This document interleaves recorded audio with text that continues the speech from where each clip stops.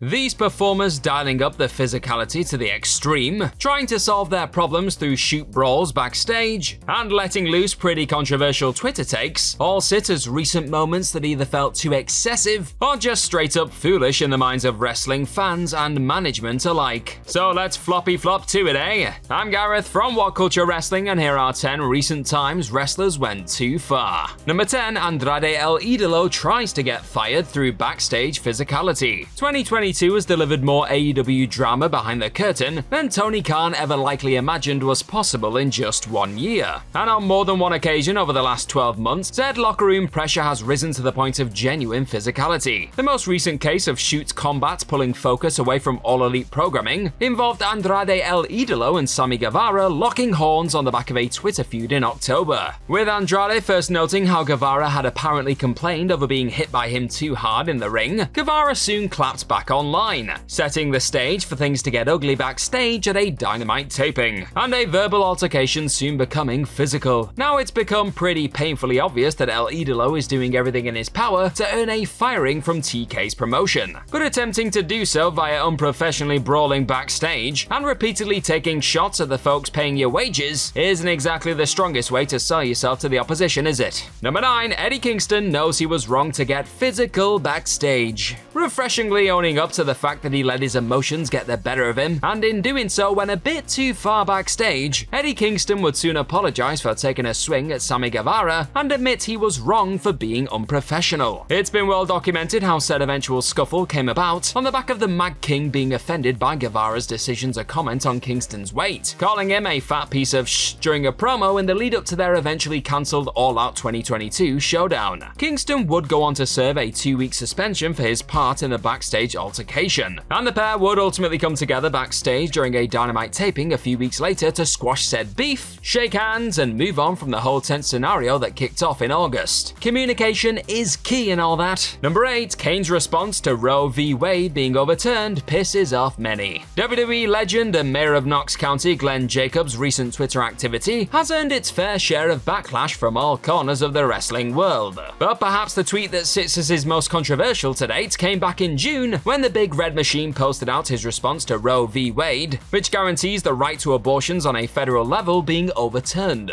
As the former masked menace would state, Roe v. Wade has been overturned. This clears the way for states like Tennessee to pass stronger protections for the unborn, and is an answer to a prayer for so many. Sure enough, this positive reaction to such a shocking development for many led to a whole host of wrestlers calling out the one-time Kane for his statement. Among them was eventual AEW star Saraya, formerly known as Paige, who replied to the tweet by noting how he used to be an idol of hers before blasting the comments as the biggest piece of take from you ever. Britt Baker, Kip Sabian, Taya Valkyrie, and many fans also chimed in with slamming Jacobs for the post, one which merely acts as the latest in a long line of alienating tweets. Number 7, Jordynne Grace apologizes for an irresponsible and unnecessary tweet. Sticking with Twitter comments that didn't exactly go down all too well with some, Jordynne Grace found herself in the headlines for all the wrong reasons back in July. The Impact Wrestling star decided to take to Twitter to deliver her coldest take, as she put it, that being that disgraced former WWE wrestler Chris Benoit couldn't hang with today's top stars or remember matches. May he burn in hell. In the end, and on the back of a divided response from folks online and people within the industry, Grace apologized for her controversial words and what she described as an irresponsible and unnecessary tweet. Going further, Grace would also reveal that she reached out to a number of figures from the wrestling world on the matter, including Chavo Guerrero, Chris Jericho, and Benoit's son David. And these names would also support the Impact Knockouts World Champion's decision to begin fundraising for the Concussion Legacy Foundation, with Grace pledging $5,000 of her own money in her bid to reach a $20,000 target. At least some good has come from a rather ill-advised bout of tweeting, eh? Number 6, CM Punk sets fire to the company, returning to the land of All Elite and to the backstage skirmish that has been hogging headlines for the better part of 2 months. I'm of course talking about the surreal moment when the then recently crowned AEW World Champion opted to start shooting from the hip with one hand while scoffing sweet treats with the other post All Out 2022. And if burying your co-workers and blasting the promotion's EVPs as irresponsible people who spread lies and bullsh wasn't pushing it far enough for CM Punk on the night of September 4th, the locker room showdown that would soon follow likely acted as the point of no return for the best in the world. In the wake of all involved in what has now become infamously known as Brawl Out being suspended for a time, the fact that the Elite are now back on AEW programming, a steal has been released, and the promotion is said to be in the midst of negotiating a buyout of Punk's contract, speaks volumes about who the company seemed to think was in the wrong on the night. But with Punk still out with a triceps injury, it still remains to be seen what his future holds in between the ropes. Number 5, Christian Cage uses Jeff Hardy's DUI for heat. There are just some sensitive topics that simply don't lend themselves to the despicable heel or jaw-dropping revelation promo. And that's something Christian Cage discovered the hard way during a July spell on the mic opposite Matt Hardy. With the one-time Broken Star's brother being absent from AEW programming on the back of being charged with his 3rd DUI offense in 10 years, Captain Charisma would fire the line of "You're starting to make your brother sound like the sober one" at his longtime rival.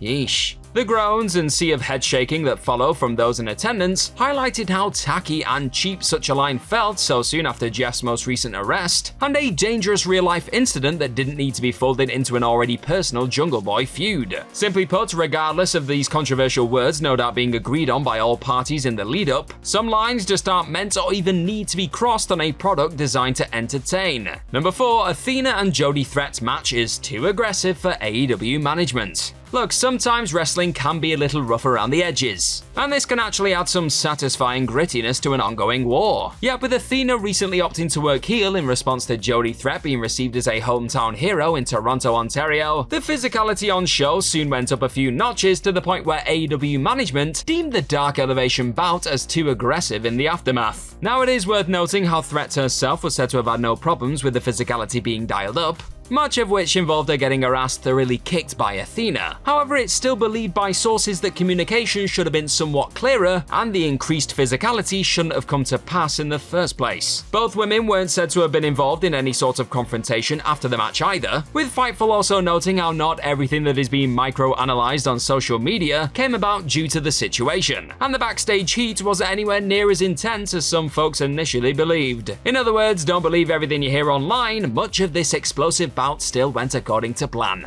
Number 3, Jeff Jarrett takes aim at the Banana Nose Circus. Old Double J didn't waste any time letting his former employers have it. Hot on the heels of his shocking AEW debut, the Last Outlaw made a point of burying WWE's Braun Strowman as a make-believe monster who wears red skinny jeans, before turning his attention to the new head of the WWE Creative Kingdom, a person who was seemingly responsible for Jarrett eventually being nudged out of the company in favor of longtime pal Road Dogg, claiming that towering AEW star Satnam Singh wasn't produced by the Banana Nose Circus. Shots were most definitely fired Triple H's way. Petty? No doubt. Unexpectedly hilarious? Oh, you betcha. But Jarrett's bid to throw straight fastballs and not be dismissed as easily as the average modern-day heel upon making his presence known in AEW has likely ensured one particularly lucrative bridge has been well and truly burned once again, and perhaps this time for good. Number 2, Braun Strowman flips out at floppers. Credit to WWE for at least trying to infuse one of their biggest mountains